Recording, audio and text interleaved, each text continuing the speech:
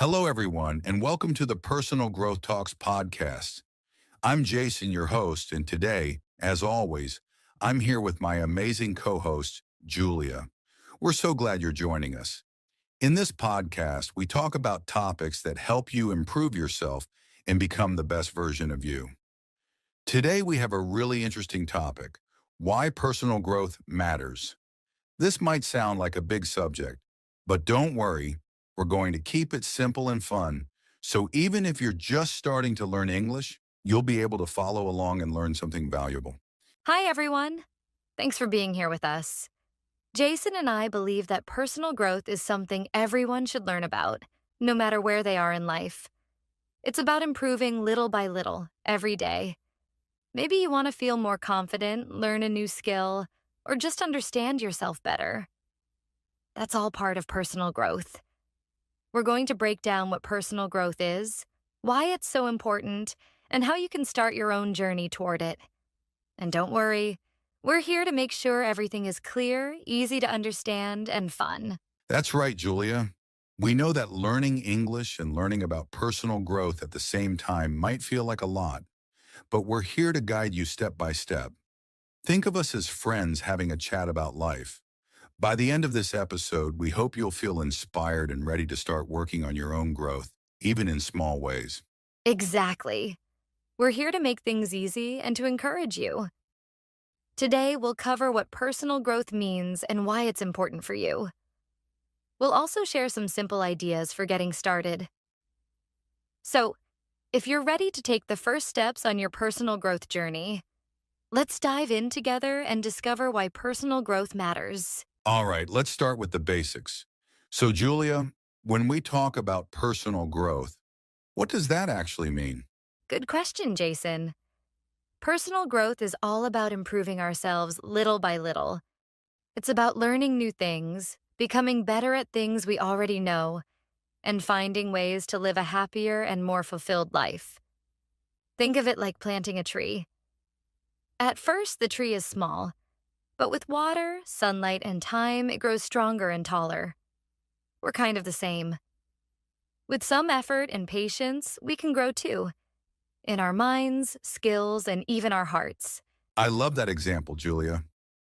So, for everyone listening, personal growth isn't just about learning big, complicated things. It can be as simple as learning a new word in English each day, practicing a small skill, or even building confidence to talk to new people. It's about becoming a better version of yourself step by step. Exactly. Personal growth is something we can work on in different areas of life. For example, maybe you want to get better at studying or build a new habit, like reading a little every day. Or maybe you want to improve how you talk to others, especially if you're learning English. Each time you make an effort to learn or practice, that's personal growth. So true, and it's important to remember that personal growth is not about being perfect. It's about making progress, even if it's small. Small changes can add up to big improvements over time. For instance, if you learn a new English word today and another one tomorrow, by the end of the month, you'll know a lot of new words. That's growth. Yes, personal growth is really about taking small, positive steps to be a little better than you were yesterday. So remember, even small efforts count. Whether it's studying, practicing English, or just learning something new about yourself, every bit helps you grow. All right, now that we know what personal growth is, let's talk about why it's important. Julia, why do you think personal growth matters so much? Great question, Jason. Personal growth is important because it helps us live better, happier lives. When we work on personal growth, we're learning and improving ourselves. This makes us more confident, helps us handle challenges better, and even brings more opportunities our way. For example, if you're learning English, every new word or sentence you learn makes it easier to communicate with people and understand more things. Little by little, you feel more capable, and that builds confidence. Exactly, Julia. Personal growth is also important because it helps us deal with changes and challenges. Life can be unpredictable, and sometimes we face hard situations. When we're always growing, we become stronger and more flexible. Think of it like this. When you practice and learn, it's like building a toolbox. Each new skill or piece of knowledge is a tool that can help you when you need it. Yes, and personal growth can also help us feel happier and more satisfied with our lives. When we're growing, we feel proud of ourselves and motivated. It's a great feeling to know that we're improving, even if it's in small ways. For example, if you set a goal to read one page of an English book each day and you stick with it, you'll feel proud of yourself. You'll feel that you're achieving something. Absolutely, and personal growth also helps us connect with other people. When we're learning and improving, we have more to share with others.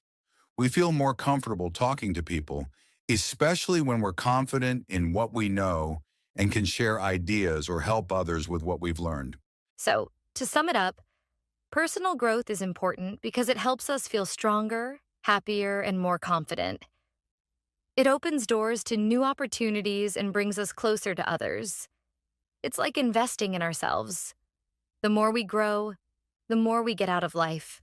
Now that we know why personal growth is important, let's talk about some simple ways to get started. Julia, what's one easy way for beginners to begin their personal growth journey? Great question, Jason. A simple way to start is by setting small, realistic goals. For example, if you're learning English, you might decide to learn one new word each day. It doesn't have to be a big goal. Small steps are powerful because they're easier to stick with and they build up over time. I agree, Julia. Another way to start is by reading or listening to things that inspire you. It could be an article, a podcast, or even a short book in English. You don't need to understand every single word. Just try to get the main idea. This helps you learn new things and practice English at the same time.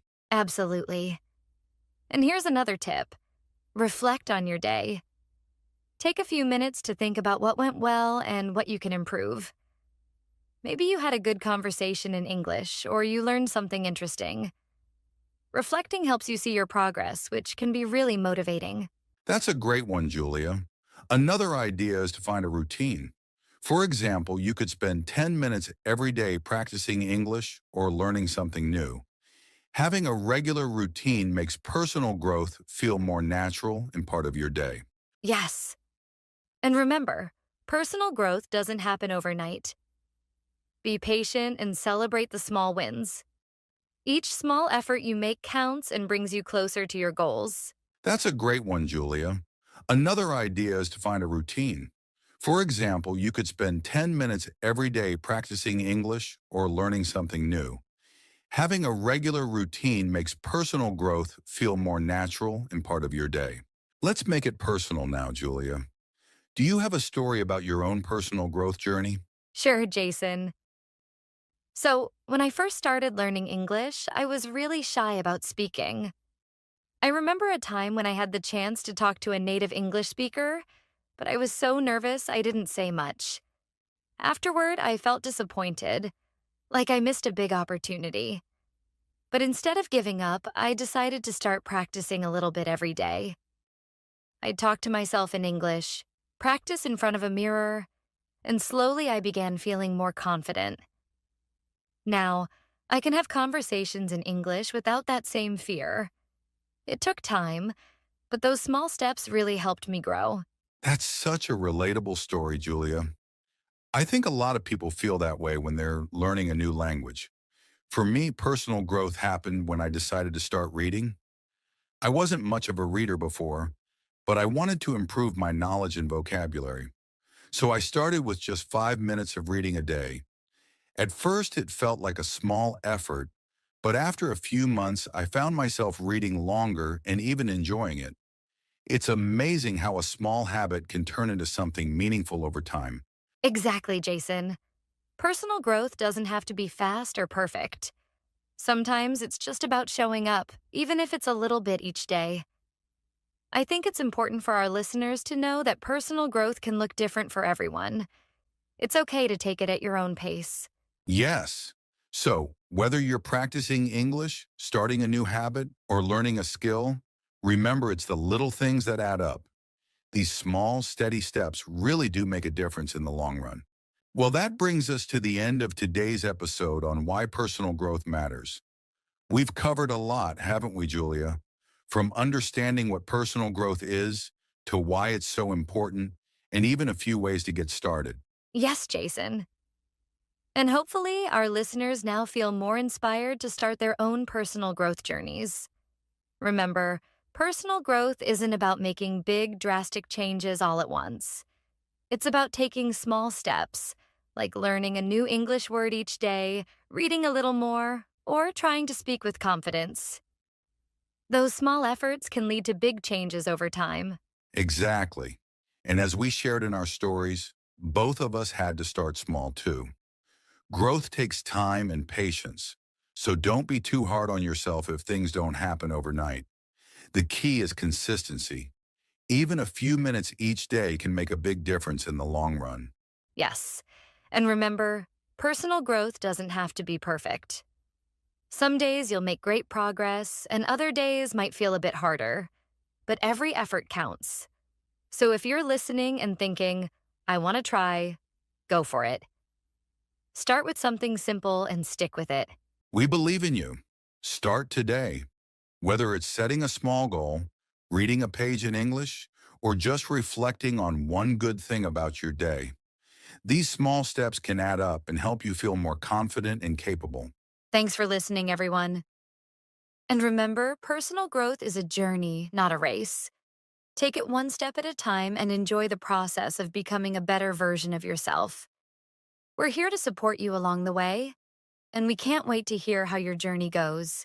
Yes, and if you like this episode, feel free to share it with a friend who might enjoy it too. And stay tuned for more episodes on personal growth, learning, and self-improvement. Until next time, keep growing and keep learning. Bye for now, everyone. We're excited to see you on this journey. Take care and keep making progress. Hello, everyone, and welcome to the Easy English Talk channel.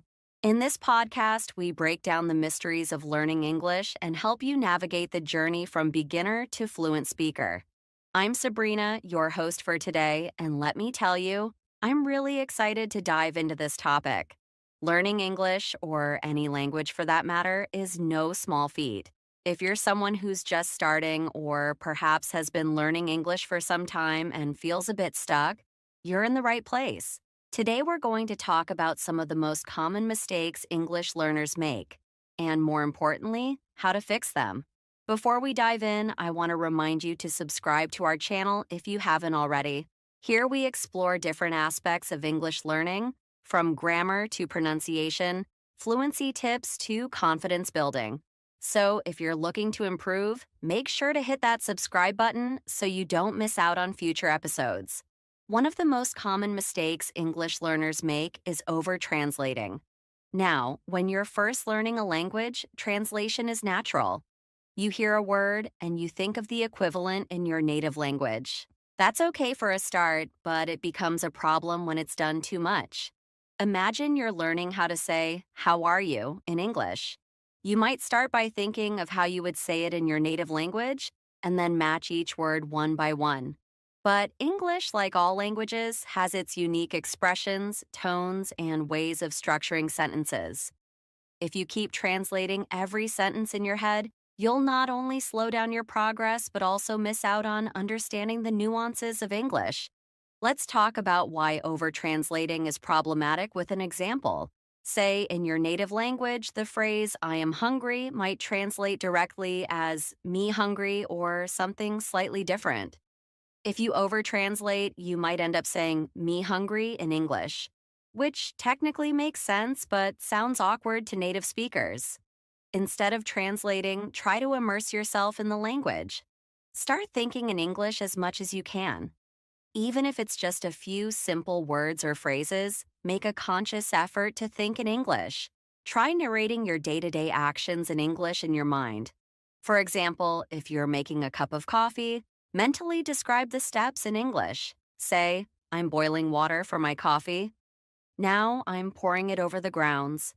This will help train your brain to process English naturally without the need to constantly translate. Another common pitfall for English learners is pronunciation. English pronunciation can be challenging because it's not always phonetic, meaning words aren't always pronounced the way they're spelled. Take, for example, the words through, though, and thought. They look similar, but they all sound different. I know it's confusing, and it's something that frustrates many learners. In fact, studies show that around 60% of English learners find pronunciation to be one of their biggest challenges. And that's understandable, because English has about 44 unique sounds, but only 26 letters to represent them. One of the most effective ways to improve pronunciation is by listening to native speakers as much as possible. I highly recommend immersing yourself in English audio. Listen to English podcasts, audiobooks, and music. You can even repeat what you hear. Pick a sentence or phrase from a podcast or video and try to mimic the speaker's tone, pitch, and pronunciation.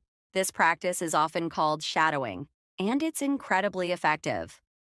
Another great way to work on pronunciation is to focus on one sound at a time. For example, if you struggle with the "the" sound in think or through, spend a few minutes each day just practicing that sound. Hold your tongue between your teeth slightly and blow out a soft th sound. Practice until it feels natural. And don't be afraid to exaggerate it a little at first. Over time, these sounds will start to feel more natural. Another common issue among English learners is a limited vocabulary. It's easy to rely on basic words you're comfortable with, like good, bad, nice, big, small, and so on. While these words are useful, they can make your English sound repetitive if they're overused. And if you're trying to hold a more advanced conversation, basic words might limit your ability to express yourself. Let's consider an example. Say you want to describe an experience that was really good. You could just say, "It was a good experience," but imagine if you had the word fantastic or incredible in your vocabulary. You could then say, "It was an incredible experience," which sounds much more descriptive and engaging. To expand your vocabulary, focus on learning synonyms for the basic words you already know. Instead of always saying good, practice with words like great, excellent, or wonderful. You can even set a goal to learn one new synonym each day and use it in a sentence. Write it down, say it out loud, and find ways to incorporate it into your daily conversations. Another great way to build your vocabulary is by reading. Reading exposes you to a wide variety of words in different contexts. Start with simple English articles, blogs, or short stories. And when you come across a new word, look it up, understand it, and try to use it in your next conversation. Learning grammar is important, but sometimes learners get so caught up in following rules that they feel paralyzed when it's time to actually speak. This is what we call grammar anxiety. You're so focused on whether your sentence structure is correct that you hesitate, and by the time you think you've got it right, the conversation has moved on. Research shows that nearly 40% of language learners feel hesitant to speak because they worry about making grammatical mistakes. And while it's great to want to be correct, communication is the main goal. Here's the key: focus on communicating ideas first and worry about grammar later. Native speakers make grammar mistakes too, but that doesn't stop them from communicating. To help yourself, practice speaking in real conversations. Join language exchange groups or find a speaking partner online. Remember, it's okay to make mistakes as long as you're getting your point across. The more you speak, the more comfortable you'll feel, and over time, you'll naturally start using correct grammar without overthinking it. Another technique is to focus on learning grammar in chunks. For example, instead of memorizing every rule about the past tense, learn common past tense phrases like I went, I saw, or I did. These chunks will help you speak more naturally, and over time, you'll develop a feel for grammar without needing to pause and think about every rule. Listening is another area where many English learners struggle. And it makes sense because spoken English, especially with native speakers, can be fast. And sometimes words blend together. For example, native speakers might say gonna instead of going to, or wanna instead of want to.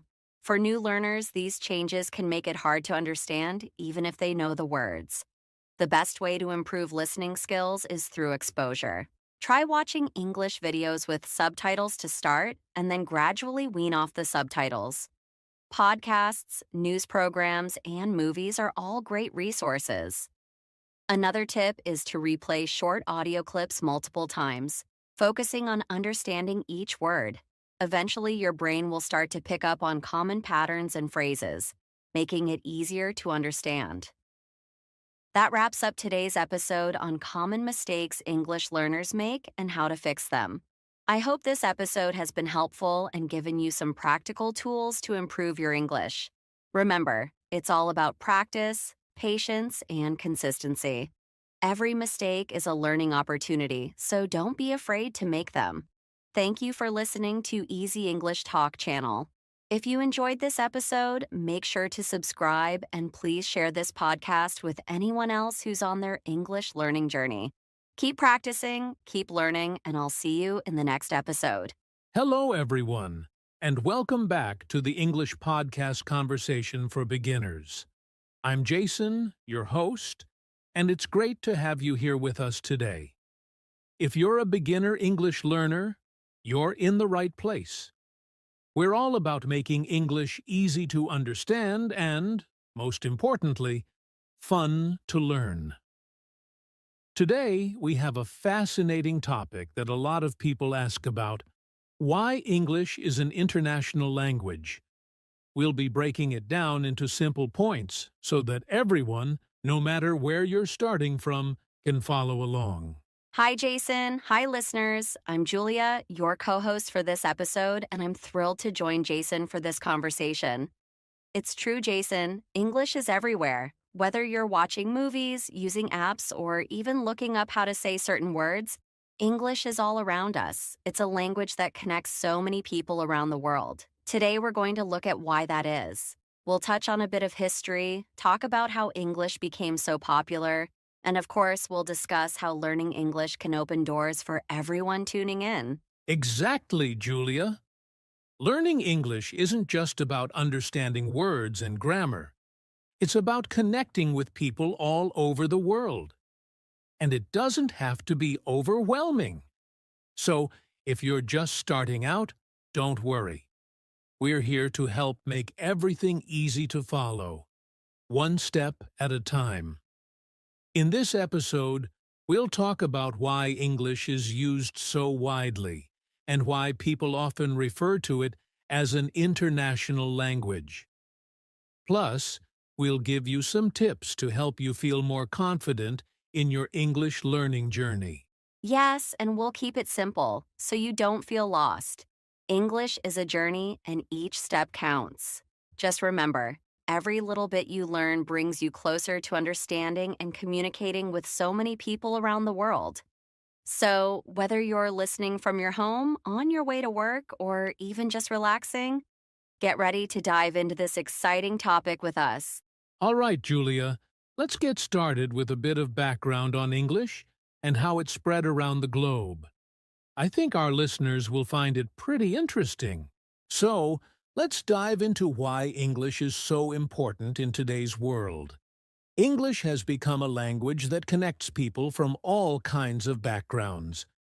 Imagine you're traveling to a new country, and you don't speak the local language. Chances are, you could still use English to communicate.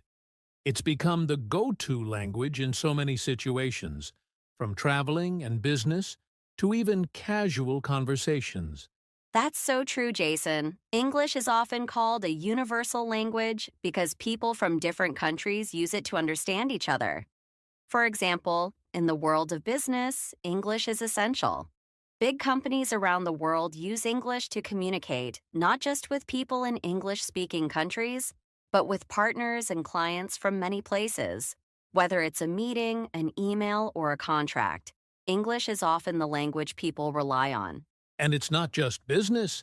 Think about technology, too.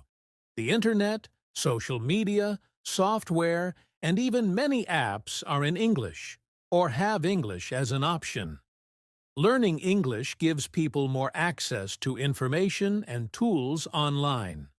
So if you want to learn something new, like how to cook a dish or fix your bike, You can probably find instructions in English. Yes, and English is also common in entertainment. Most popular movies, TV shows, and songs are in English, so knowing the language lets you enjoy them without needing subtitles or translations.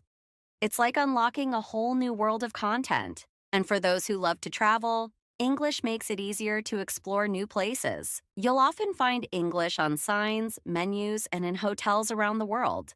Absolutely, Julia. English is also used in education and science. A lot of top universities and research papers are in English, so learning it opens up chances to study and work in different fields. It's a big advantage for people who want to study abroad or learn more about their field. So, as we can see, English connects us in many ways. It's not just a language, it's a tool that opens doors to new experiences, cultures, and opportunities. For anyone learning English, just remember that every step you take brings you closer to participating in this global conversation. Well said, Julia. So, now that we know why English is so important, let's talk about some specific benefits it brings to English learners. Now that we've talked about why English is important globally, let's focus on the benefits of learning English, especially for our listeners who are just starting.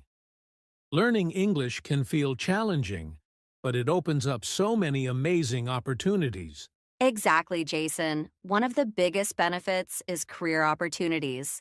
Many international companies prefer employees who can speak English because it allows them to communicate with clients, partners, and even coworkers from different parts of the world.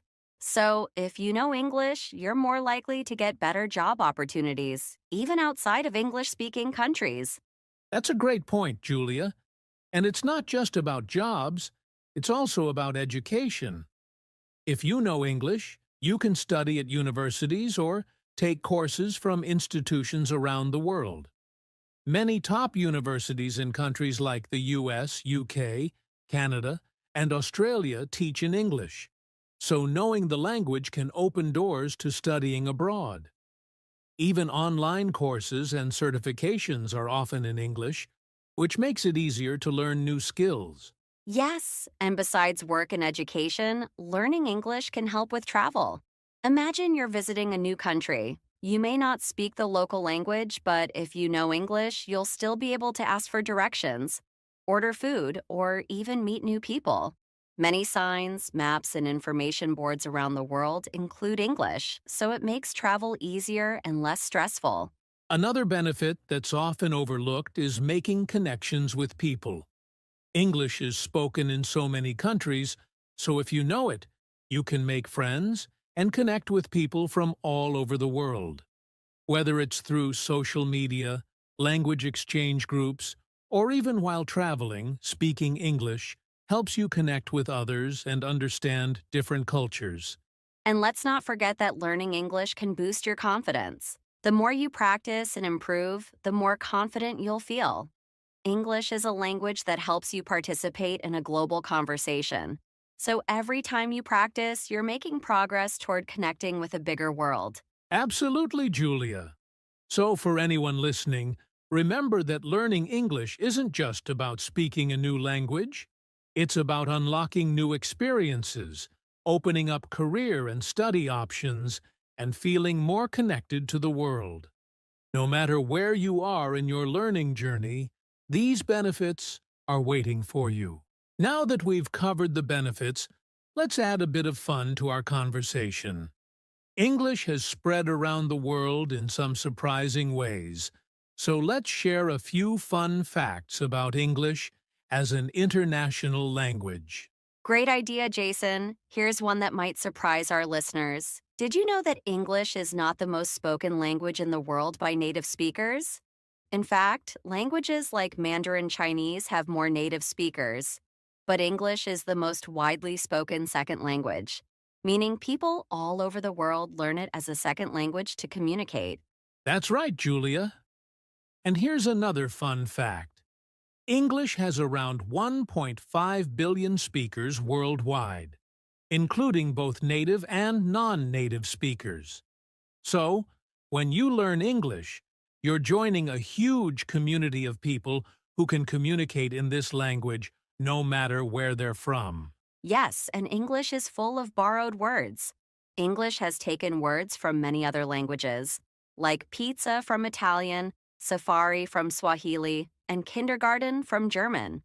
Because of this, English has one of the largest vocabularies of any language, with around 1 million words.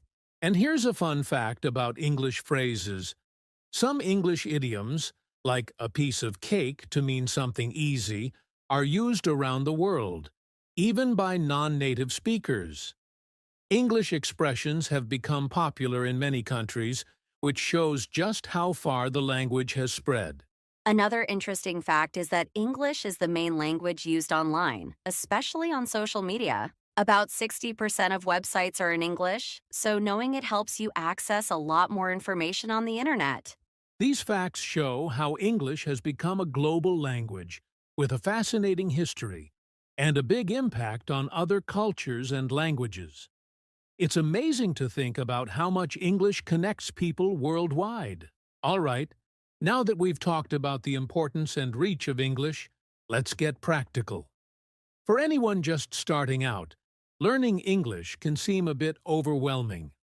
So, let's share some tips to help beginners embrace English in a way that feels manageable and fun. Great idea, Jason. First, I always recommend finding ways to practice English daily, even if it's just for a few minutes.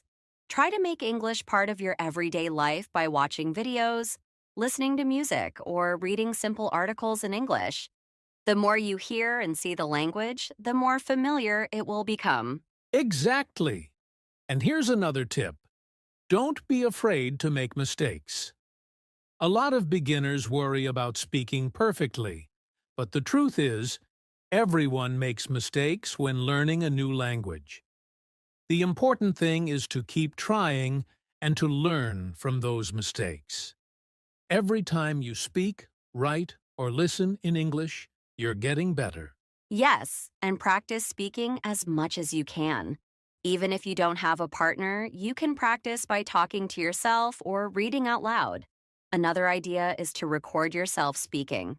It may feel strange at first, but it helps you get comfortable with speaking English and hearing how you sound. Great point, Julia. And one more tip is to focus on learning phrases, not just individual words. When you learn common phrases, it's easier to start conversations. It also helps you understand how words fit together naturally in English. Absolutely. And remember to enjoy the process.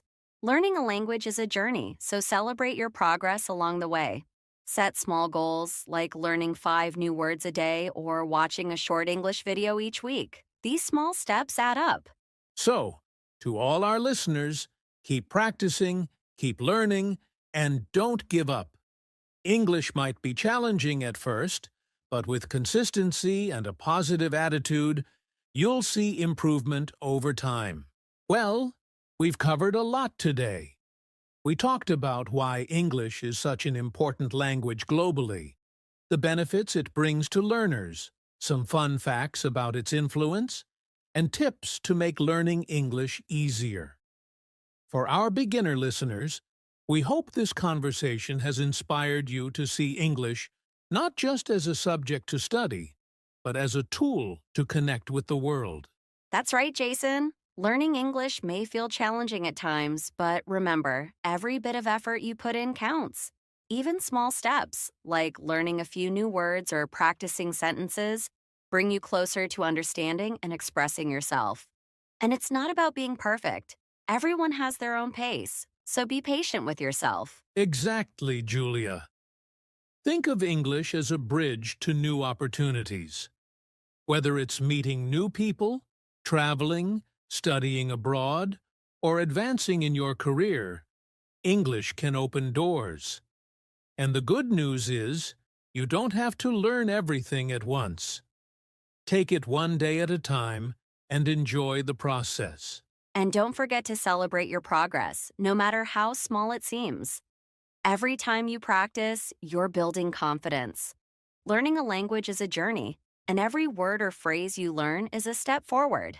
Think about how much more you'll be able to do as your skills improve.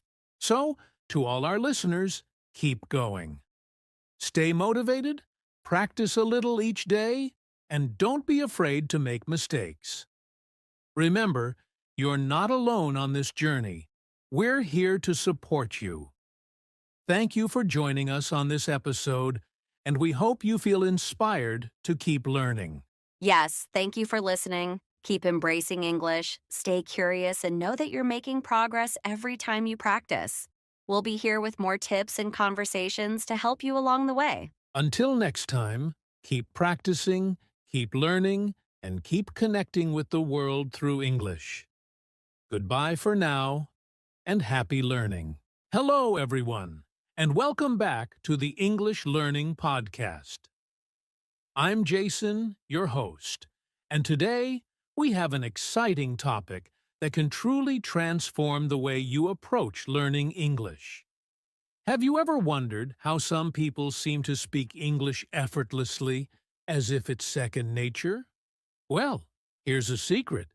They've trained their brains to think in English. And guess what? You can do it too. Hi there. I'm Julia, your co-host, and I'm thrilled to dive into this topic with all of you today. Thinking in English is a game changer because it helps you stop translating from your native language. That means you'll respond faster, make fewer mistakes, and sound more natural when you speak. Whether you're a beginner or an advanced learner, we've got tips to help you start thinking in English right away. That's right, Julia.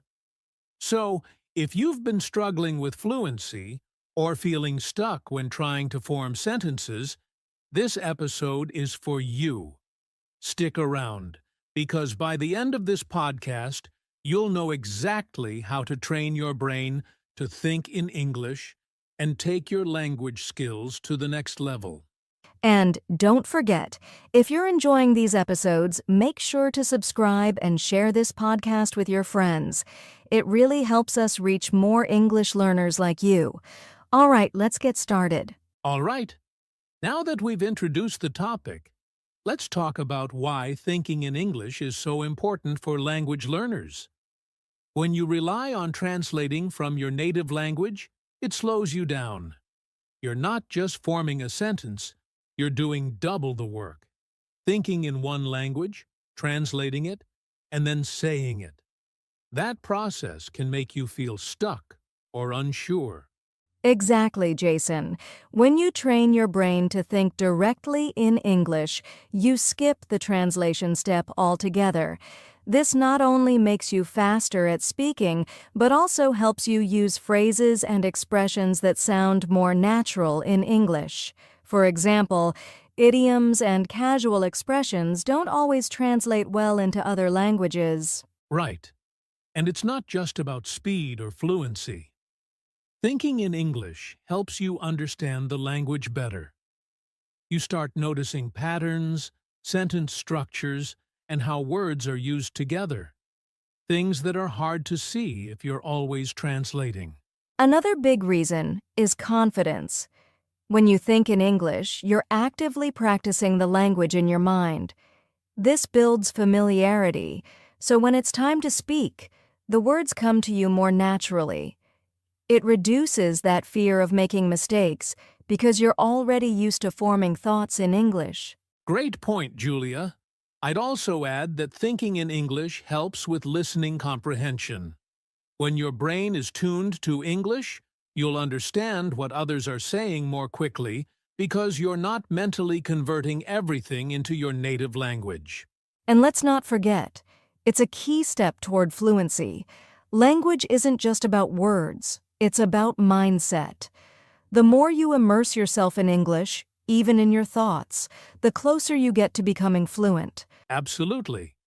So, whether you're preparing for a conversation, trying to improve your writing, or just aiming to feel more comfortable in English, training your brain to think in the language is a crucial skill. And the best part? Anyone can do it, with the right strategies. Speaking of strategies, in the next part of the podcast, we'll dive into practical techniques you can use to start thinking in English today. Stay tuned. All right, let's move on to some common misconceptions about thinking in English. A lot of learners assume that thinking in English is something only advanced speakers can do. They think, I need a huge vocabulary or perfect grammar before I even try. But that's not true at all. That's such a common belief, Jason, and I hear it all the time. The truth is, anyone can start thinking in English, no matter their level. Even if you only know a few basic words, you can practice forming simple thoughts in English. For example, instead of thinking, I am hungry in your native language, just say it in English, I'm hungry. It's really that simple. Exactly. Another misconception is that you need to live in an English-speaking country to think in English. While immersion helps, you don't need to be surrounded by English speakers to train your brain. With the internet, you can create your own English environment. Watch videos, listen to podcasts, or even label things around your home in English. Right, and some people think that if they make mistakes while thinking in English, it will ruin their learning. But mistakes are a natural part of the process. When you think in English, it's okay to be imperfect. The goal is to get used to forming thoughts, not to have perfect grammar or vocabulary right away. Great point. Another myth I've heard is that thinking in English will somehow make you forget your native language. But that's not true either. Your brain is capable of managing multiple languages. In fact, learning to think in English can actually improve your overall language skills because you're training your mind to switch between languages more effectively. And finally, some people feel that thinking in English is too hard or unnatural. At first, yes, it might feel a little strange, but it gets easier with practice. Just like any skill, the more you do it, the more natural it becomes. The key is to start small and be consistent. Exactly, Julia. So don't let these misconceptions hold you back. Thinking in English isn't about being perfect. It's about making progress. And in the next section, we'll share some practical techniques to help you get started. Stay with us.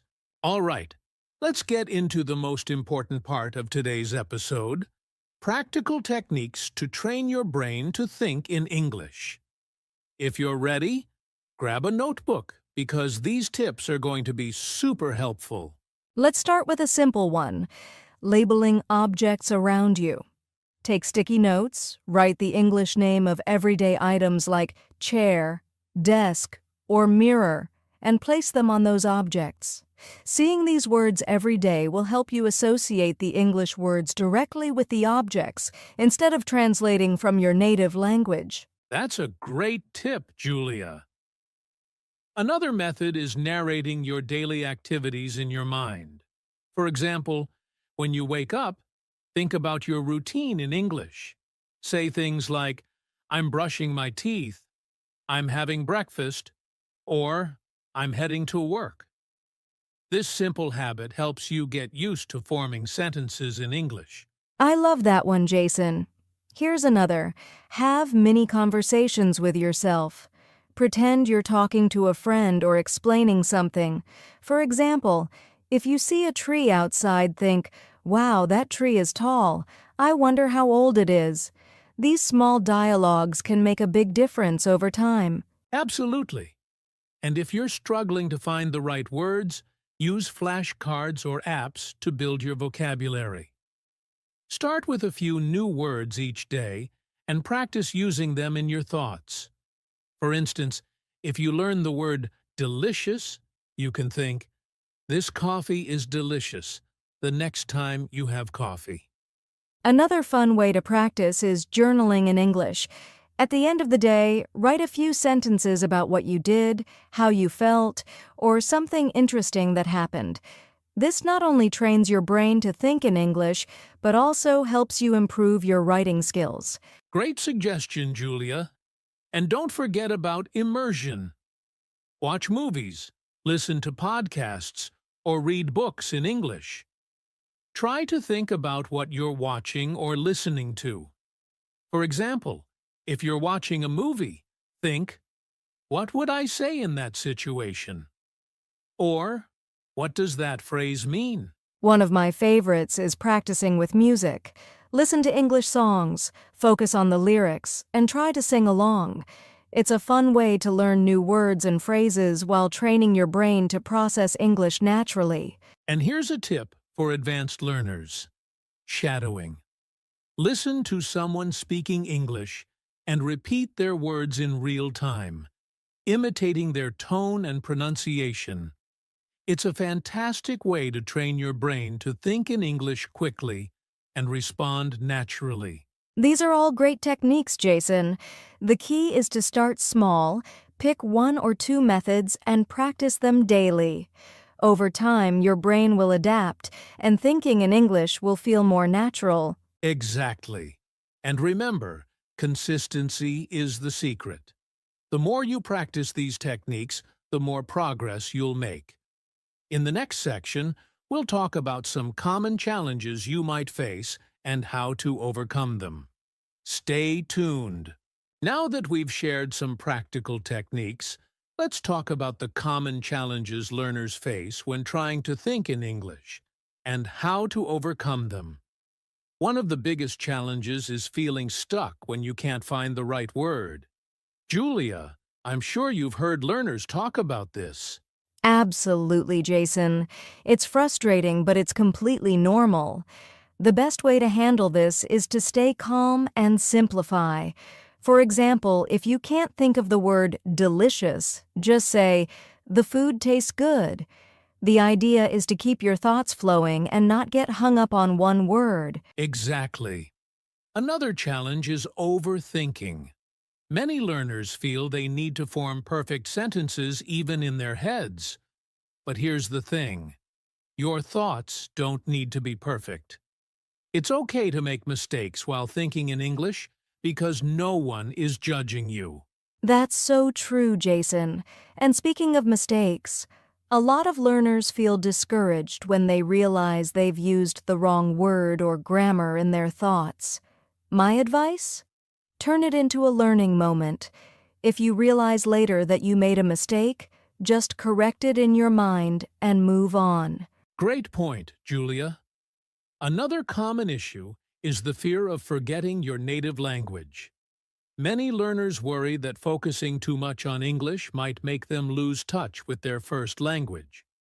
But rest assured, your native language isn't going anywhere. Thinking in English is just a way to strengthen your skills, not replace them. And let's not forget about time. Some people feel they're too busy to practice thinking in English, but you can fit it into your daily life. For example, think in English while commuting, waiting in line, or even cooking. Use those small pockets of time to practice. Another challenge is consistency. It's easy to start strong and then lose motivation.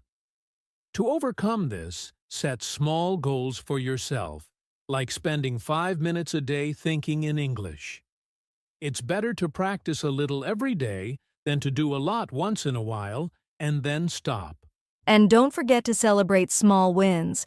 If you successfully think in English for a few minutes or learn a new word, give yourself credit. Progress is progress, no matter how small. That's such an important reminder, Julia. Overcoming these challenges is all about patience, persistence, and keeping a positive mindset. In the next section, we'll wrap up with some final thoughts and motivation to help you get started. Stay with us. Now, let's wrap things up with some encouragement and real-life stories of people who trained their brains to think in English. These examples prove that it's possible for anyone to make this transition with time and dedication. That's right, Jason. Let me start with a story about a friend of mine. She's from Brazil, and when she first started learning English, she found it difficult to think in anything other than Portuguese. But instead of giving up, she made small changes, like writing her grocery list in English and talking to herself about her day in English before going to bed. In a few months, she noticed that English thoughts started popping up naturally. That's amazing, Julia. And it's such a great example of how small, consistent efforts pay off. I also know someone who worked in a factory in India. He wanted to improve his English to get a better job, so he started narrating his workday to himself in English. Things like, "I'm packing this box," or "I'm cleaning this area." Today, he's fluent in English and works as a manager in a multinational company. Wow, that's inspiring. These stories show that you don't need to be in a classroom or have expensive resources to train your brain. All it takes is creativity and persistence. And remember, you don't have to do it alone. There are so many online communities and resources to support you. Exactly. And let's not forget, it's okay if it feels hard at first. Every learner faces challenges. Even native speakers had to learn their language as children. It's a process for everyone. The key is to celebrate the small wins and trust that you're making progress. Right, Jason. If you ever feel discouraged, remind yourself of why you're learning English. Maybe it's for better job opportunities, traveling, or making new friends. Your motivation will keep you going even when it feels tough. Absolutely. And to everyone listening, just know that you're not alone in this journey. If others can do it, so can you. Start small, be consistent, and don't be afraid to make mistakes. Thinking in English is a skill, and like any skill, it gets better with practice. That's so well said, Jason. Keep believing in yourself, and soon, thinking in English will feel as natural as thinking in your native language. And remember, we're here to support you every step of the way. On that note, let's end today's podcast. Thank you for tuning in, and we hope you found this episode helpful and inspiring. Don't forget to share your progress with us in the comments or on social media. We'd love to hear your story. Yes, and if you have questions or topics you'd like us to cover in the future, let us know. Keep practicing, and we'll see you in the next episode. All right, everyone. As we wrap up today's episode, let's quickly review what we've learned. Thinking in English is a powerful way to improve your fluency. And while it may seem challenging at first, it's absolutely achievable with consistent practice and the right mindset. That's right, Jason. We've shared why thinking in English is important, addressed some common misconceptions, discussed practical techniques, and even talked about overcoming challenges. Remember, the key is to start small and stay patient with yourself. Exactly. Here are a few final tips to help you get started. 1. Set a small goal, like thinking in English for 5 minutes a day. 2. Use tools like flashcards or apps to build your vocabulary. 3. Practice narrating your day in English, even if it's just in your head. And most importantly, don't be afraid to make mistakes. Thinking in English is a process, and every step you take brings you closer to fluency. Celebrate your progress, no matter how small, and keep going. Well said, Julia. Remember, every learner's journey is unique, so don't compare yourself to others.